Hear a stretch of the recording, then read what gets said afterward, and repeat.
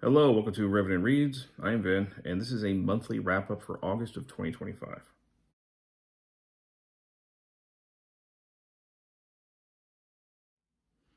All right, so all of these books I have discussed more thoroughly in my Fresh Read Kills videos, or for this one in a Book Trek video.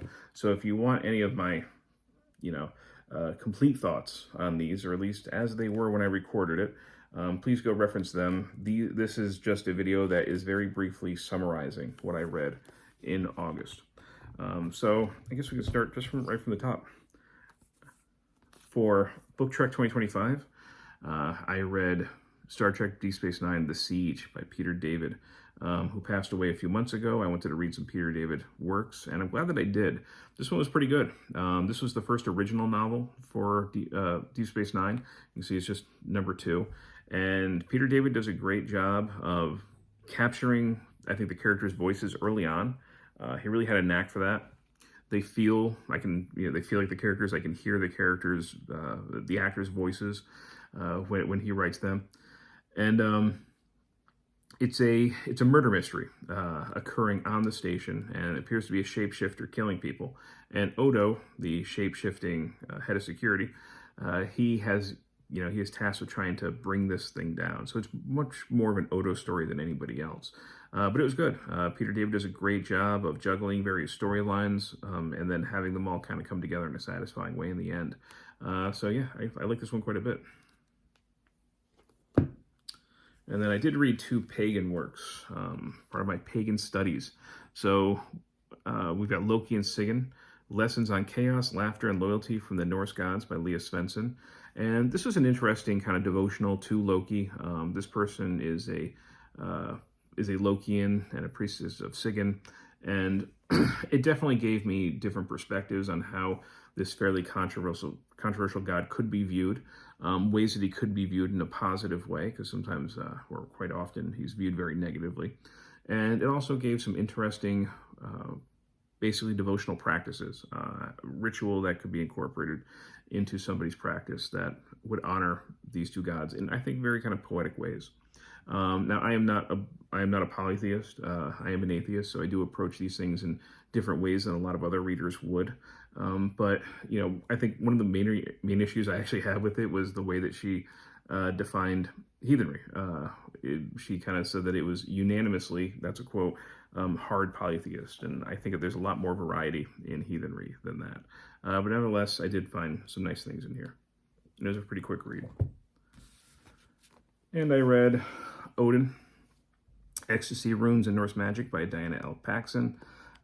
This is her devotional to Odin, and she divides or organizes the book into the different aspects of Odin, looking at the lore, looking at people's personal experiences, and even having poetry and things like that in there.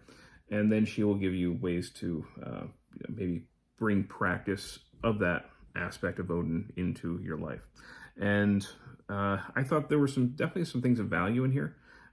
I overall enjoyed reading it. I did find things in here that gave me pause for caution, especially one of the things I mentioned in my book was her freely referencing Edward Thorson quite a bit, who is more of an occultist and has folkish ties.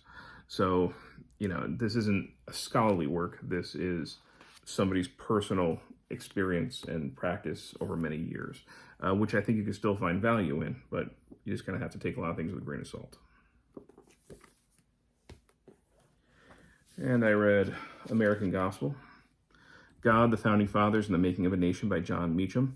This is pretty good. This is kind of like what he even says is an extended essay, looking at the way that the founders basically tried to incorporate public religion into the country. Yes, there is separation of church and state, but that doesn't mean that there is a separation of government and religion. But the Founding Fathers were doing it in a way where it was still as inclusive as possible. And it was not in a way that would, diminish the rights of others. They were very explicit about this. They wrote about it quite a bit. And many presidents afterwards and other figures, they respected that. It's really not until the end, he kind of talks about in the book, where the religious right starts to kind of break down the spirit of the founding fathers and what they were trying to achieve. But I like this quite a bit. I enjoyed this. And lastly, I read Cunning Folk, Life in the Era of Practical Magic by Tabitha Stanmore. And this looked at the beliefs and practices of magical people especially the 1500s and the 1600s, so early modern Europe. And the whole thing was that, we tend to associate that sort of thing with witchcraft. Like, they must have been accused of being witches if they were doing spells. That's not really the way that it was, though. Cunning folk were known as, like, people with knowledge or knowing people. And they had magical abilities, or at least people believed that they did. And it could be, creating almost like a good luck charm, or getting somebody to fall in love with somebody else, trying to see the future, even trying to find treasure in a forest.